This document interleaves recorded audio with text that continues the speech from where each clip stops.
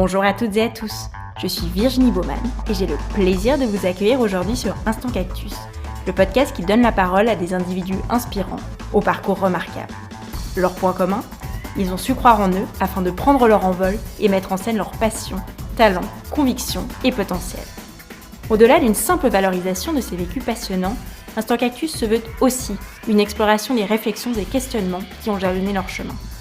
En espérant que leurs parcours et leurs mots vous insufflent l'envie de prendre votre envol, je vous souhaite une très belle écoute. Pour ce nouvel épisode, je reçois Emily Olena, la fondatrice de Genuine Woman. Créée en 2017, Genuine Woman est un réseau dynamique de femmes entrepreneurs, créatives et authentiques. Hello Emily, bienvenue sur Instant Cactus. Hello Virginie, merci beaucoup pour l'invitation. Donc, je le disais en introduction, mais tu as créé Genuine Woman il y a un peu plus de 3 ans maintenant, je crois, et ton parcours est clairement très riche en expérience et en enseignement. Et je voulais pour commencer que tu nous racontes un petit peu comment tu avais abouti à la création de ce réseau.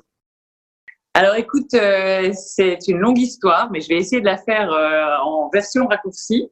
Donc moi, si je devais résumer ma vie avec un fil rouge conducteur, ce serait le fait de ne jamais su au grand jamais ce que je voulais faire de ma vie.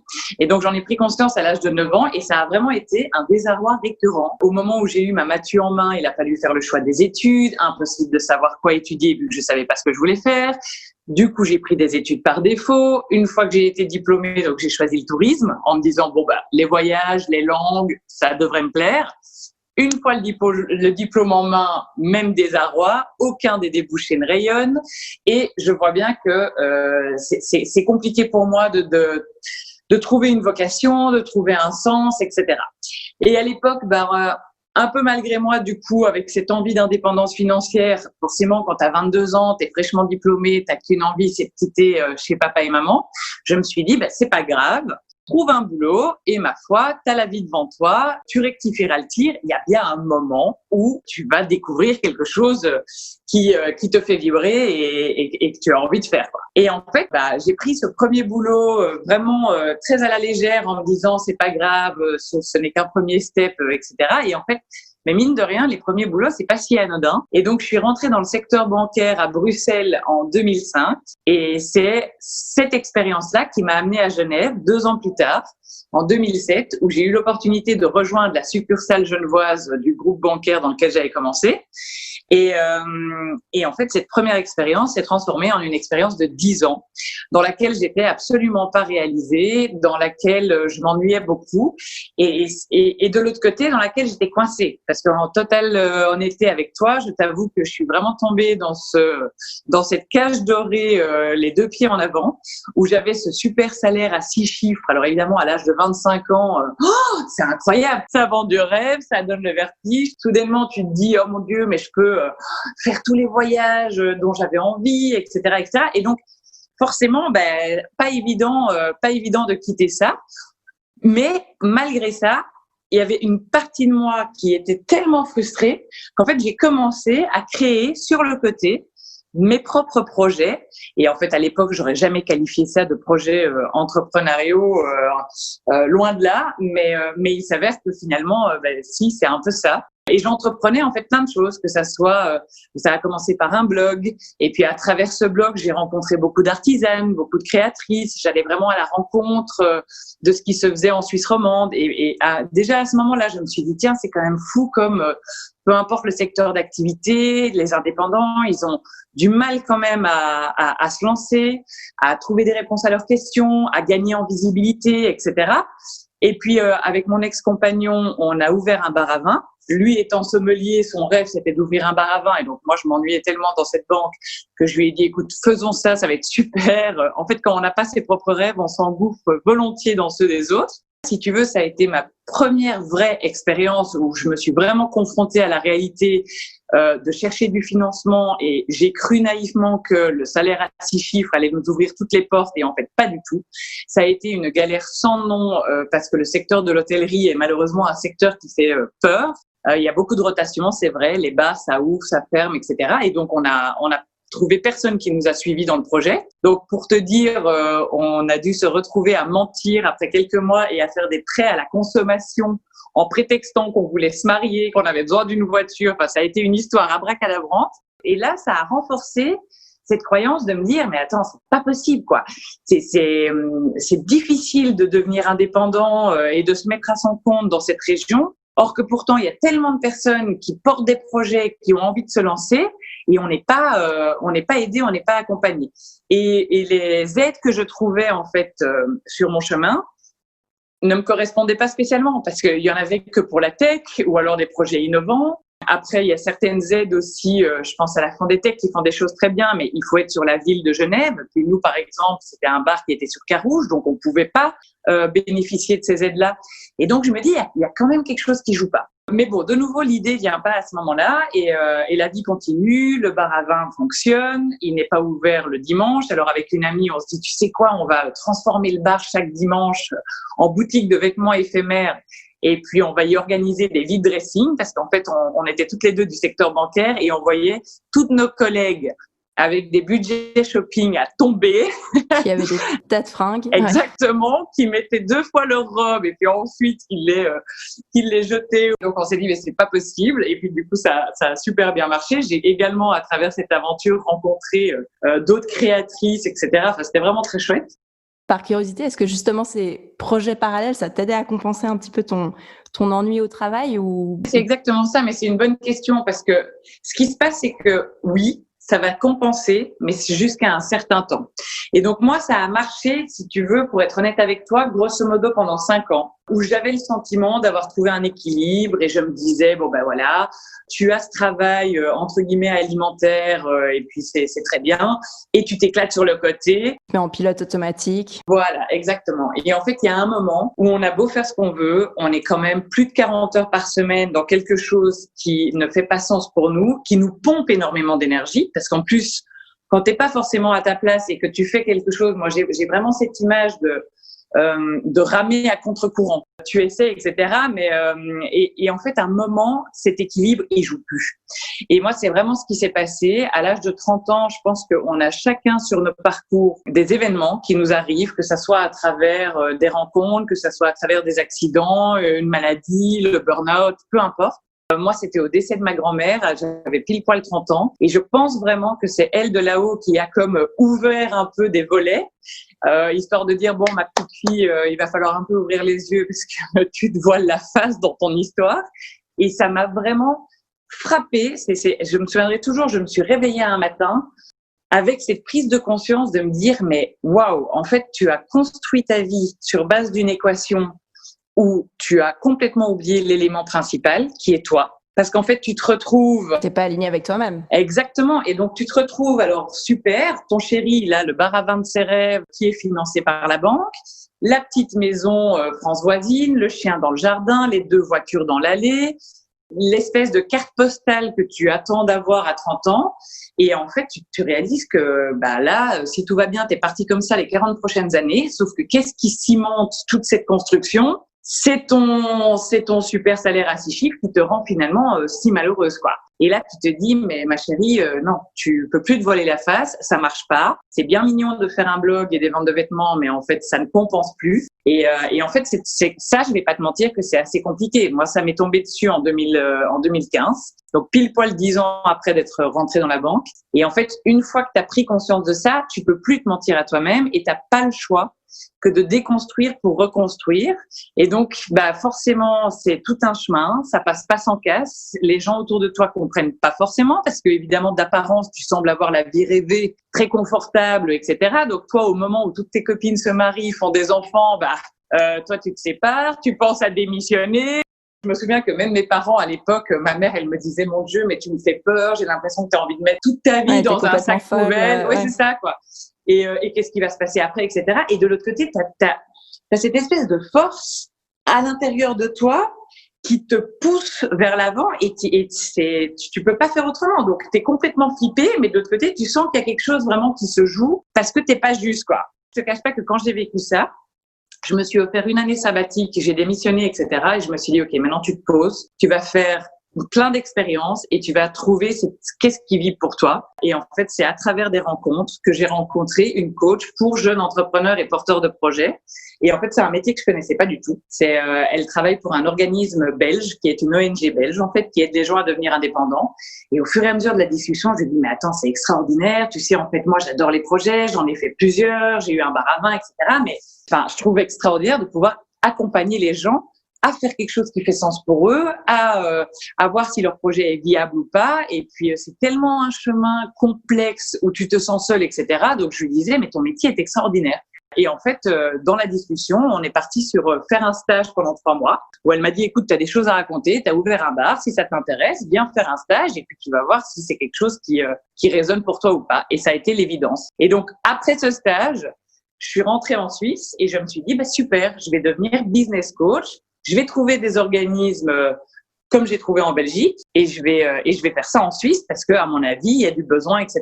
Et en fait, tout ce qui m'a frappé à l'époque du bar à vin m'a refrappé et je me suis dit, mais c'est pas possible. En fait, non, il n'y a pas ces organismes-là. Je ne me reconnais nulle part. Et donc, je vais créer ce que j'aurais voulu trouver, que ça soit en tant qu'entrepreneur ou que ça soit en tant que coach, un organisme dans lequel j'aurais été fière de pouvoir travailler. Et mis l'un dans l'autre, c'est comme ça que Genuine est né. Donc voilà, tu vois, c'est quand même une longue histoire, mais... Une très belle histoire. Parce que du coup, donc ça s'est fait environ 1 an après ta démission, c'est ça? Exactement. Moi, je suis partie en septembre 2015. Je suis revenue à Genève en août 2016. Et en fait, l'idée de Genuine, donc j'ai commencé à postuler, etc. pour la rentrée. Et là, j'ai vu que je trouvais rien qui faisait sens. Et c'est le 1er octobre, je me suis dit, écoute, tu sais quoi, tu perds ton temps. Maintenant, tu arrêtes et tu vas faire ça. Tu as besoin évidemment de réseau, de t'entourer de personnes comme toi, mais tu as aussi besoin de soutien. Tu as besoin de cours, de workshops parce que tu peux pas tout connaître. Tu sais pas la tarification, la fiscalité, etc.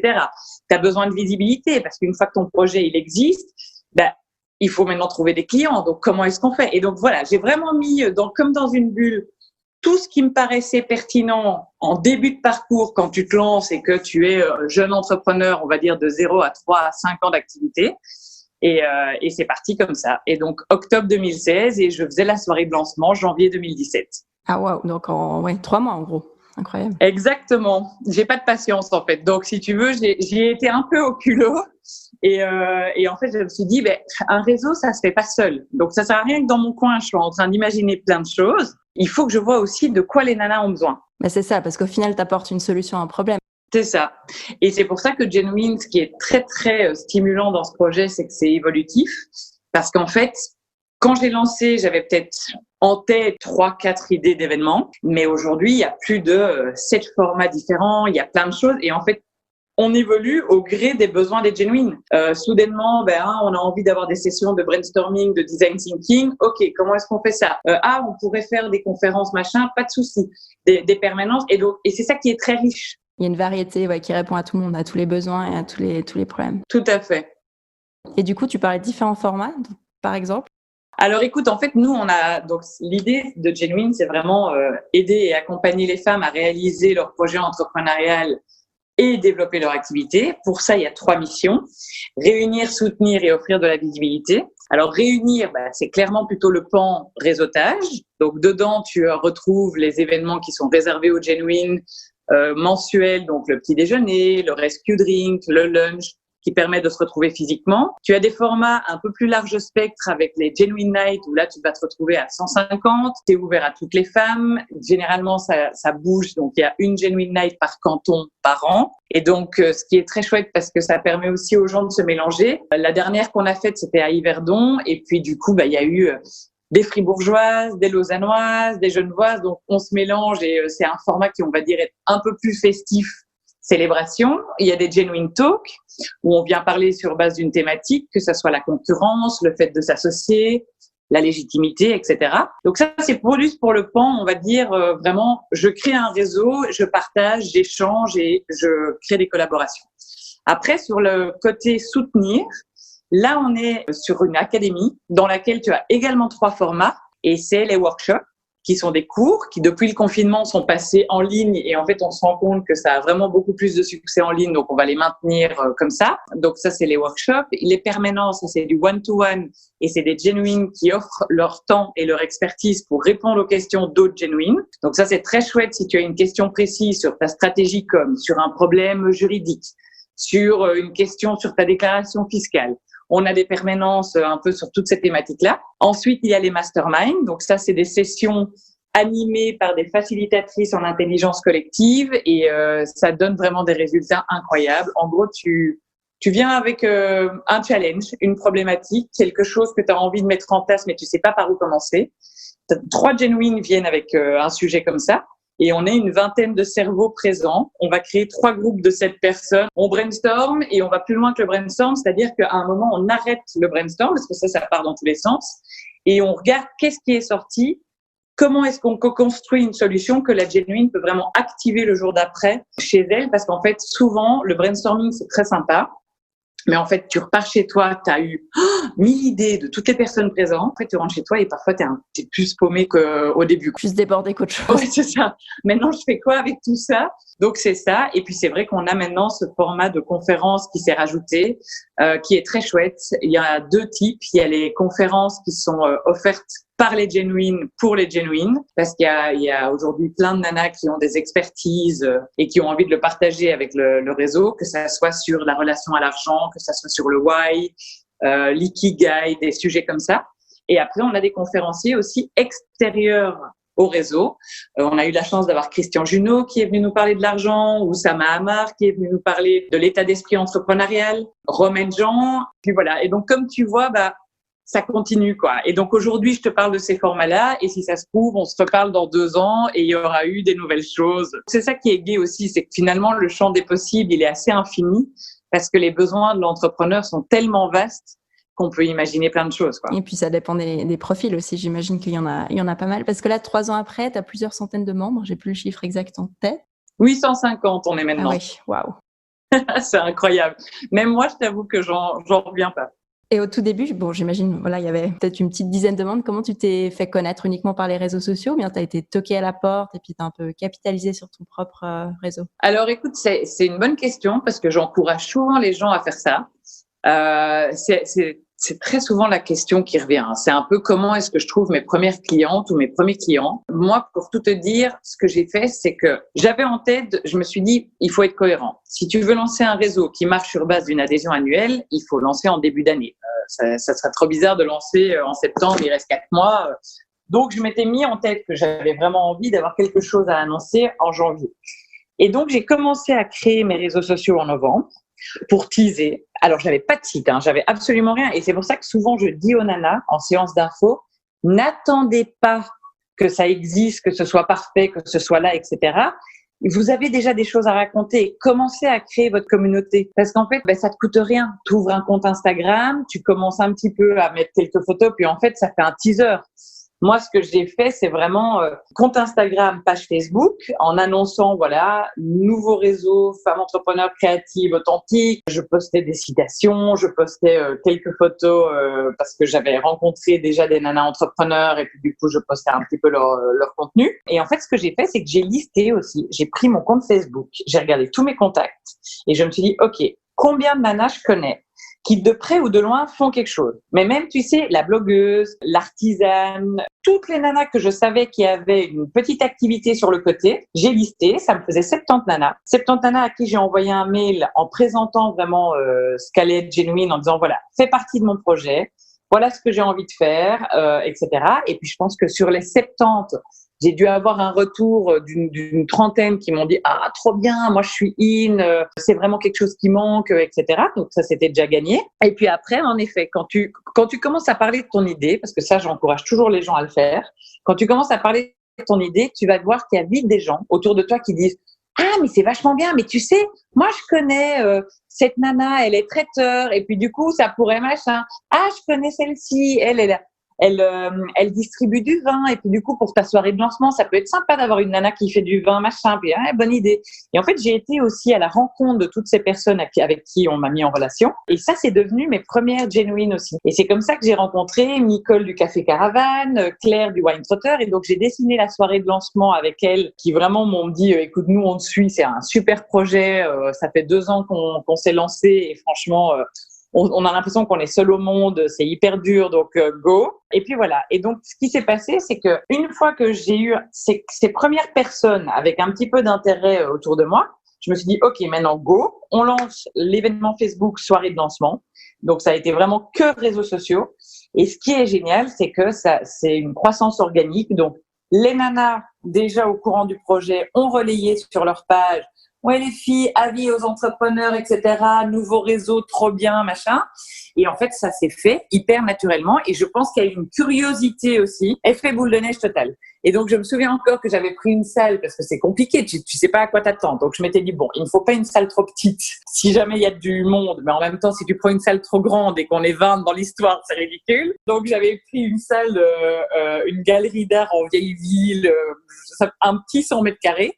Et en fait, il y a eu un engouement de dingue. À 130 participantes, j'ai dû annoncer complet. Les nanas sont venues jusque Montreux. Moi, j'en revenais pas du tout. Je t'avoue, franchement, incroyable. Donc, quelque part aussi, signe hyper positif que la demande était là. Et que de toute évidence, il y avait quand même un trou dans le marché à cet endroit-là, parce que des réseaux, oui, il en existe, mais je pense que des réseaux avec ces valeurs-là, qui sont plus des valeurs de soutien et d'entraide que pure business, où en fait, finalement, on vient pour trouver des clientes et on n'est pas vraiment dans la co-construction humaine, de un, et de deux, il y a beaucoup de réseaux pour des personnes déjà très implantées avec leur société. Et moi, je m'adressais clairement aux nanas et les porteuses de projets sur le point de se lancer et les jeunes entrepreneurs qui, c'est horrible de le dire, mais qui, en temps normal, n'intéressent pas grand monde. Parce que c'est souvent une partie des entrepreneurs qui ont beaucoup de besoins, pas forcément beaucoup de moyens. Parce qu'au début, sur ton chemin entrepreneurial, forcément, voilà, t'as pas une trésorerie débordante. Moi, je me souviens qu'à la fin de la soirée de lancement, mais il y a des nanas qui venaient me dire merci.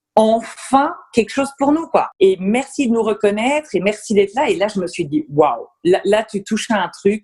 Et en fait, à partir de là, le soir de la soirée de lancement, il y a 50 nanas qui ont signé, qui ont dit, OK, feu, on paye l'adhésion, on fait confiance et on va construire ça ensemble. Et en fait, ça a été organique. C'est-à-dire que c'est vraiment bouche à oreille.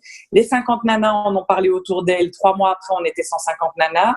À la fin de l'année, on était 300. La deuxième année, 600. Enfin, incroyable, quoi. Donc voilà, ça c'est vraiment une très belle histoire et comme quoi il faut pas, les gens pensent souvent très compliqué en ayant l'impression qu'il faut sortir des budgets de pub, de choses incroyables quand tu lances un projet.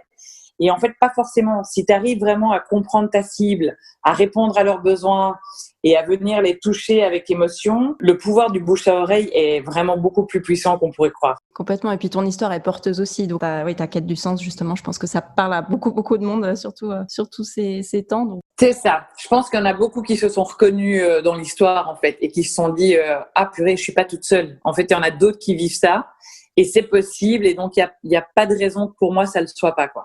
Exact. Et dans les portraits, donc les plusieurs centaines de membres, j'imagine qu'il y a des portraits de femmes assez variés. Et tu parlais avant de co-construction. Est-ce que tu as vu beaucoup de synergies qui se sont créées, peut-être en plus pendant le Covid? Je ne sais pas s'il y a eu des co-projets qui ont vu le jour. Écoute, énormément. C'est vraiment beau à voir parce que elles collaborent vraiment beaucoup, que ça soit à travers des événements éphémères où très souvent tu as des genuines qui se mettent ensemble pour organiser un pop-up, pour organiser une expo d'art. Il y a pas mal de genuines qui sont dans l'art. Et voilà, le monde de l'art, par exemple, c'est cher, c'est compliqué. Tu dois louer une galerie, la galerie prend un pourcentage sur tes œuvres, te fait payer les murs. Enfin bon, soit. C'est ça aussi. C'est évidemment, c'est pour ça que j'ai toujours ensemble, on est plus forte. C'est que d'un coup, quand tu te mets à plusieurs, tu as la possibilité d'ouvrir des portes que tout seul te serait inaccessible, quoi. Donc ça, c'est très chouette. Moi, je me souviens que la deuxième année de Genuine, il y a 5 Genuines qui se sont mis ensemble et qui ont ouvert une arcade à Lausanne sur la thématique de l'enfance. Il y avait une genuine qui faisait à l'époque des illustrations. Il y en avait une autre qui faisait de la décoration pour chambre d'enfants. L'autre, elle faisait du tricot pour des vêtements d'enfants, etc. Donc, finalement, tout leur univers se combinait assez bien. Donc, elles ont ouvert une boutique qui s'appelait Ta Tribu. Entre-temps, ça a changé. Maintenant, c'est un bureau d'archi, mais elles sont toujours plusieurs genuine dans l'aventure. Non, il y a beaucoup de choses.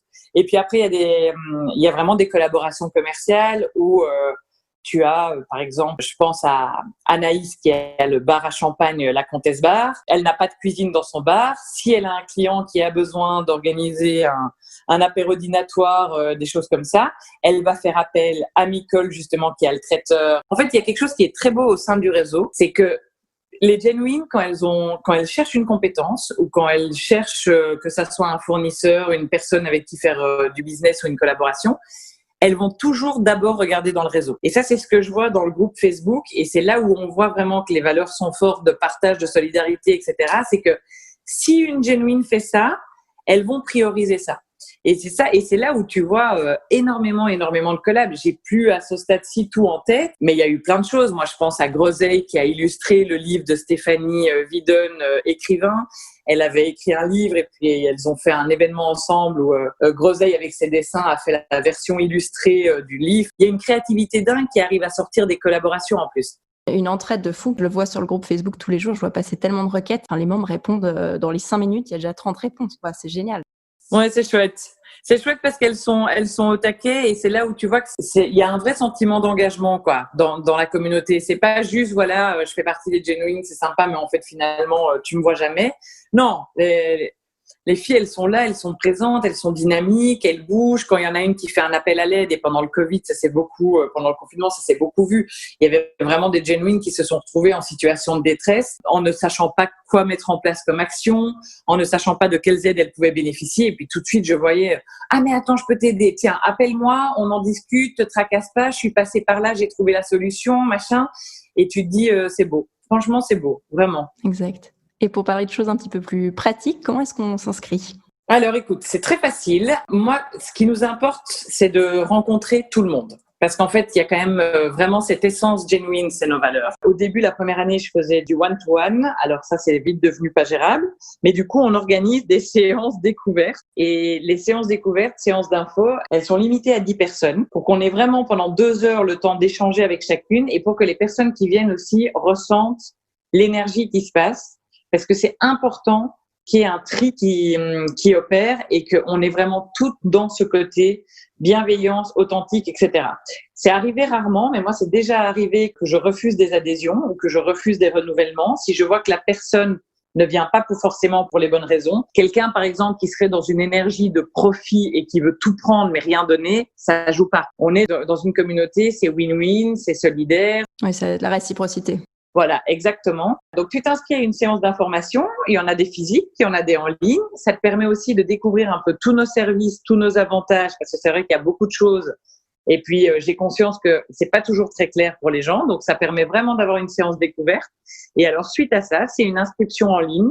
C'est une adhésion pour une année. Tu as la possibilité de payer soit en une fois, soit en 12 mois, donc 390 francs pour l'année ou 39 francs par mois. Et ça te permet en fait de bénéficier de tous les événements dont je t'ai parlé et les autres avantages, que ça soit les partenaires qui offrent des réductions aux genuines, les partenaires médias aussi, la possibilité de passer à la chronique One FM, etc. Donc ça se passe en tout cas, l'inscription après se passe en ligne. Et une fois que tu t'es inscrit, tu reçois les codes pour te connecter à ton compte Genuine, pour créer ton profil, les accès pour les groupes Facebook. Enfin, t'es pris dans le loop du réseau. Génial. Et je crois qu'on t'a posé la question des centaines de fois, mais je vais être la 101e. Est-ce que tu envisages un réseau d'hommes entrepreneurs ? Ah, c'est une bonne question. Mais alors, tu sais quoi ? C'est très drôle que tu m'en parles parce que on me l'a souvent demandé les premières années. J'ai eu pas mal même de retours d'hommes qui me disaient « Ouais, et nous, machin, on aimerait bien aussi. » Alors, moi, c'est vrai que je me suis pas vraiment posé la question. C'est-à-dire que, étant une femme moi-même, si tu veux, je me suis dit, voilà, je pense que je peux ressentir ce qu'une femme a besoin sur son chemin entrepreneurial. Je me sens absolument pas légitime de ressentir ce qu'un homme pourrait avoir besoin. Je pense vraiment qu'on a des modes de fonctionnement différents et je déteste les discours plus ou moins facile, pas facile. C'est autre chose.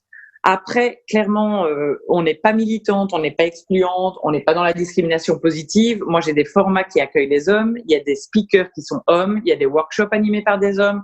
Il y a vraiment, voilà. Donc ça, c'est important de le souligner. Et puis, du coup, voilà, on en a pas mal parlé. Et puis, du coup, pendant le confinement, j'ai vu à quel point en tout cas, moi, c'est ce qui m'a frappé, c'est que Genuine a fait beaucoup de choses pour les femmes et j'ai remarqué à ce moment-là, comme c'était important quand même de faire partie d'un réseau. Et d'ailleurs, pour tout te dire, moi, j'ai eu beaucoup de nouvelles adhérentes pendant le mois de mars et le mois d'avril, parce que je pense que les indépendantes qui se sont retrouvées seules chez elles, un peu coincées dans cette situation, recherchaient du soutien, de l'entraide, etc. Et là, je me suis dit, purée, mais en fait, j'ai toujours l'impression qu'il y a plein de trucs pour les mecs, parce qu'il y a plein de réseaux tech, machin. Mais en fait, il n'y a pas de réseau vraiment qui fédère et qui soutient. Et donc, je voyais bien des amis entrepreneurs qui postaient des choses sur les réseaux, etc. Mais il n'y a pas quelqu'un qui s'est vraiment positionné comme un peu porte-parole et comme aide pour les hommes. Et donc, mon compagnon, qui est un entrepreneur aussi, me dit, écoute, c'est pas possible, faut faire un truc, machin. Allez, on lance Genuine Men. J'ai dit, écoute, on le tente, on verra bien. Et pour tout te dire, on a juste créé la page Facebook et la page Insta.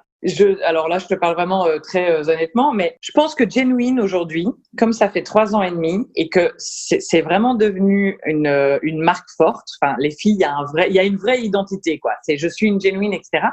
Et j'ai bien vu que, sans faire de la pub, mais les nanas qui sont tombées sur cette page, d'un coup, c'était un peu genre, mais attends, Genuine Men, mais alors ça veut dire quoi? Et ça a mis une espèce de confusion.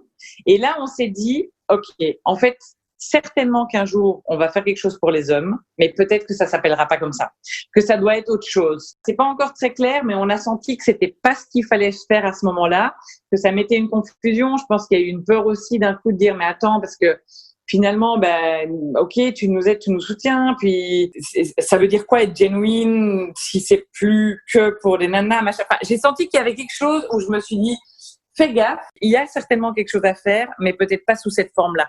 Peut-être simplement sous un autre nom, etc. Mais je trouverais ça très riche et je suis sûre qu'en plus, il y aurait plein de synergies à faire entre les deux réseaux, parce que nous, on pourrait aller trouver des compétences, des savoirs, etc. qu'on n'a pas en interne et vice-versa.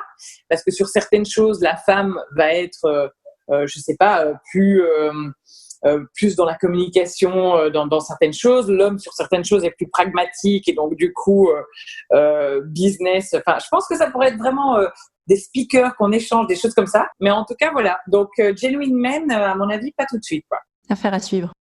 Et justement, sans rentrer dans une réflexion trop stéréotypée, mais est-ce que tu as observé des différences un petit peu de genre dans l'approche entrepreneuriale? Ouais, alors il y a vraiment des choses assez marquées, je trouve. C'est-à-dire que nous, les nanas, on a ce syndrome de l'imposteur et ce manque de légitimité qui nous fait vraiment défaut. Et alors, les garçons, je trouve que c'est l'inverse. C'est-à-dire que eux, ils ont une espèce de confiance.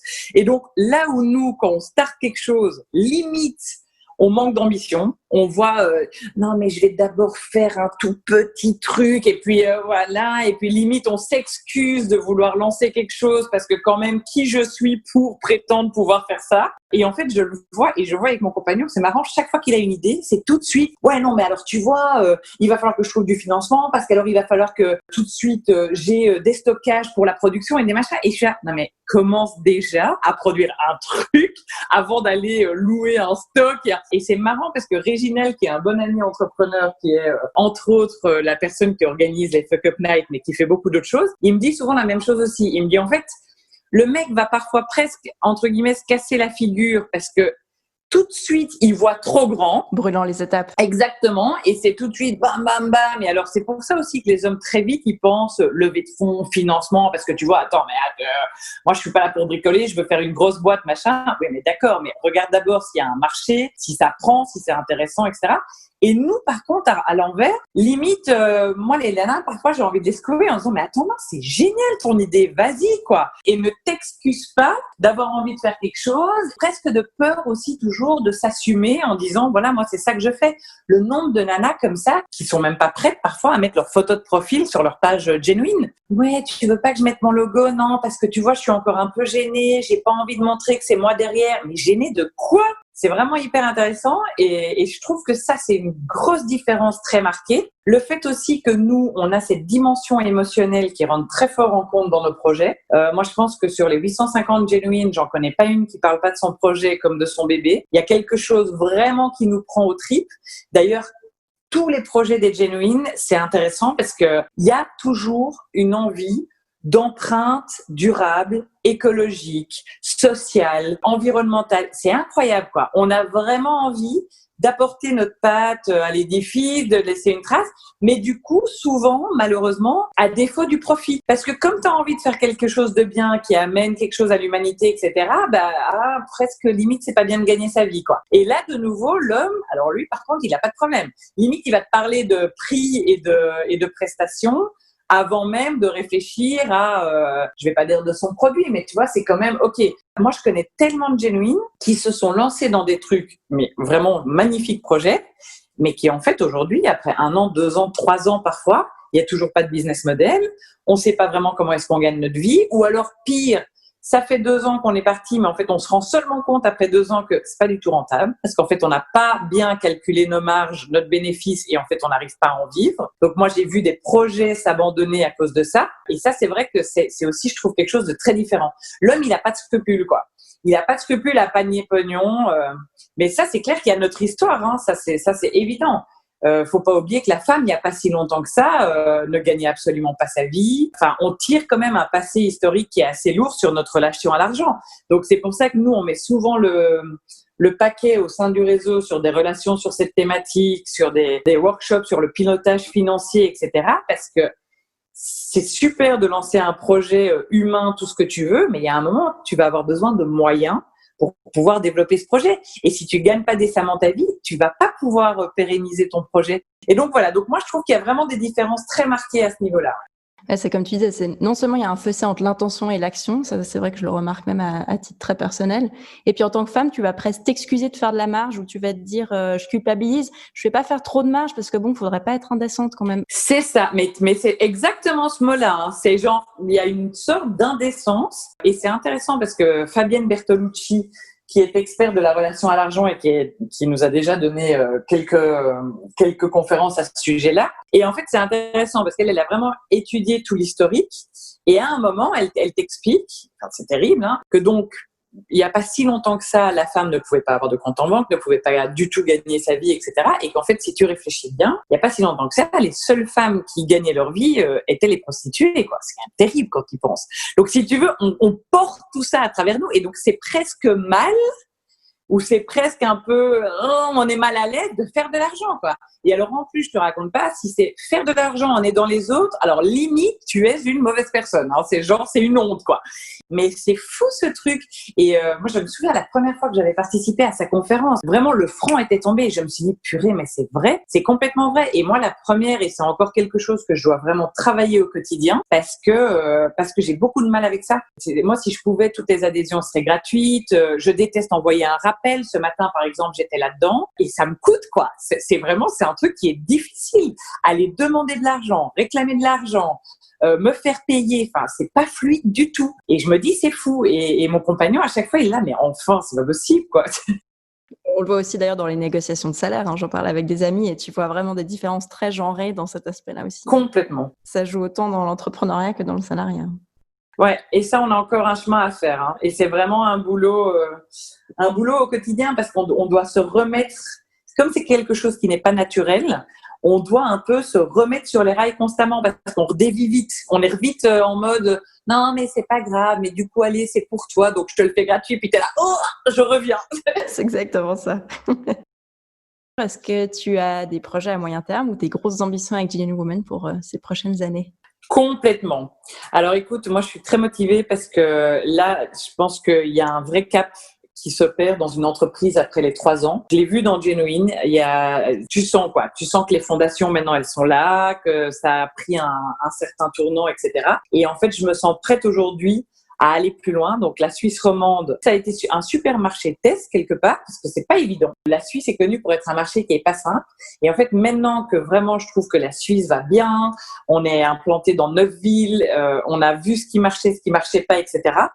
Moi, l'idée, c'est l'année prochaine, on passe en Suisse alémanique, on passe en France. Ça, j'en rêve depuis un moment, mais c'est quand même un gros morceau. Alors, je me suis dit, bon, il faut pas aller se brûler les ailes non plus, il faut pas aller trop vite. Donc, je pense qu'on va gentiment attaquer par Annecy, voir comment ça se passe à Annecy, puis monter à Lyon, etc. Et puis, comme je suis belge d'origine, je ne te cache pas que tu te doutes que j'ai dans un coin de ma tête, évidemment, d'ouvrir une antenne en Belgique un de ces jours. Et donc, voilà. Donc, plus les mois avancent et plus je me sens prête pour tout ça. Donc, je pense vraiment qu'en 2021, on va passer en dehors des frontières et ça va être une force parce que je pense à toutes les genuines qui cherchent par exemple à exporter leurs produits en dehors des frontières suisses. Et donc imagine la puissance d'avoir un réseau où tu sais que potentiellement tu peux trouver des nanas à Bruxelles, à Paris, avec des boutiques et qui partagent les mêmes valeurs que toi et avec qui tu vas pouvoir rentrer en contact facilement. Pareil pour celles qui cherchent des fournisseurs. Enfin, je pense que ça peut être vraiment très riche d'avoir un réseau comme ça international. Alors pour le moment, voilà, évidemment que c'est la langue française qui est ma langue maternelle, donc je suis plus tentée d'aller en France et en Belgique par la facilité. Mais il y a beaucoup de nanas qui me parlent de Zurich et qui ont très envie que quelque chose arrive là-bas. Hein. Donc il y a un vrai truc à faire en Suisse alémanique, j'en suis sûre. Quoi. Le tout est de trouver les bonnes ambassadrices et puis après c'est parti. Pour conclure cet épisode, si tu avais un conseil à partager, un conseil que tu aurais voulu te donner peut-être il y a un peu plus de 10 ans quand tu étais en pleine incertitude et que tu hésitais à sortir du cadre.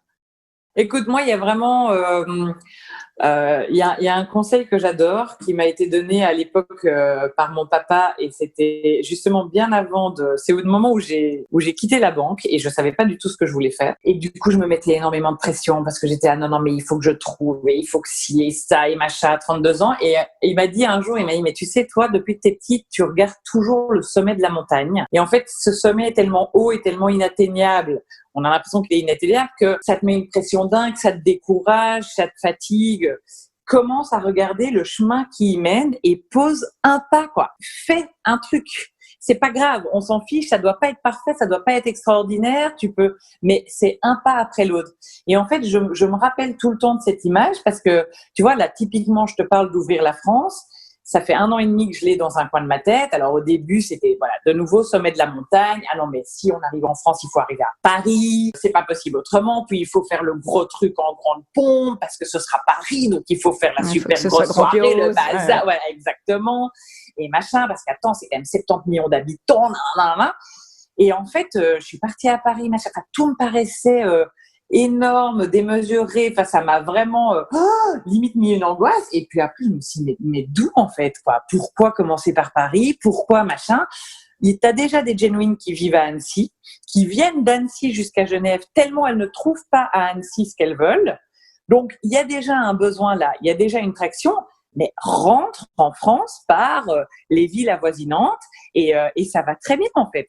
Et c'est vrai que c'est vraiment un conseil que j'aime bien et que je répète souvent aux genuines parce qu'en fait, inconsciemment, on a toute tendance à faire ça. Dès qu'on a une idée qui nous passe par la tête, on voit tout de suite le truc, la montagne, le machin. Et en fait, non, c'est pose un pas sur le sentier qui y mène et un autre et tu y arriveras à ce sommet-là. Mais il n'y a pas besoin tout de suite de vouloir atteindre le sommet, quoi. Exact. Merci. À méditer et à appliquer. On arrive ainsi à la fin de cet épisode. J'espère qu'il vous a plu. Un grand merci, Émilie, pour ta participation. Vous pouvez retrouver Émilie et Genuine Woman sur Instagram ainsi que sur le site genuinewoman.ch. Merci à toutes et à tous pour votre écoute et je vous donne rendez-vous pour le prochain épisode.